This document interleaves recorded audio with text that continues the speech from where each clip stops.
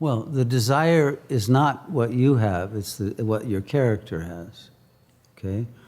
You don't have to install the name of the father or go through an Oedipus complex. That's a myth. It doesn't even really exist. That was Freud's mythology that people bought into. The real self is who you are. You could not be anything else.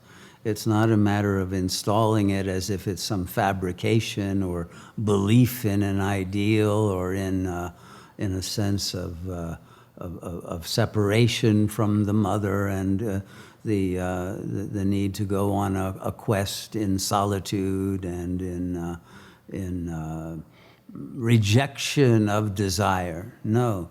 Desire comes from lack, but that lack is lack of the realization of the self. That's the problem, okay? The father in the more traditional family represented the self, which is the Supreme Father. But now there are very few representatives of the self. However, the self is here and is within and is your own consciousness and cannot be anything else.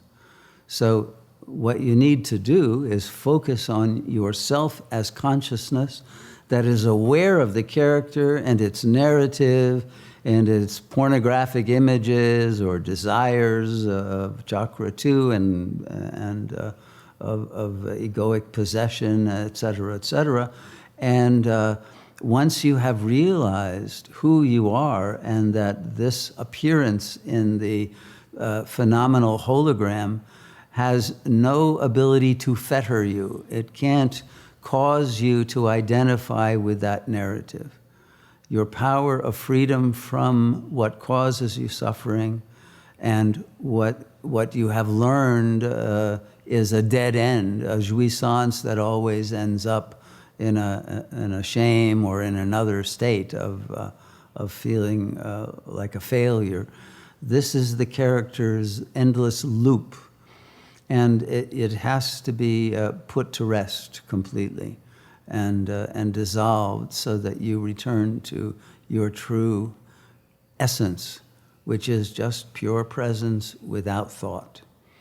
And if you stay in that state long enough, you will not only be in stillness of mind, but the heart will open in bliss and in a level of intelligence that changes your entire attitude toward life and toward reality and focuses entirely on the liberation, not of the individual subjectivity, because that's no longer who you are, but with the upliftment of the collective consciousness to return to oneness with God. And that will give such joy and such fulfillment that the lower desires of the ego will simply disappear because the power of this bliss is greater than any joy or momentary happiness that the sexual desire can bring you. And once you have tasted that, the consciousness will not return.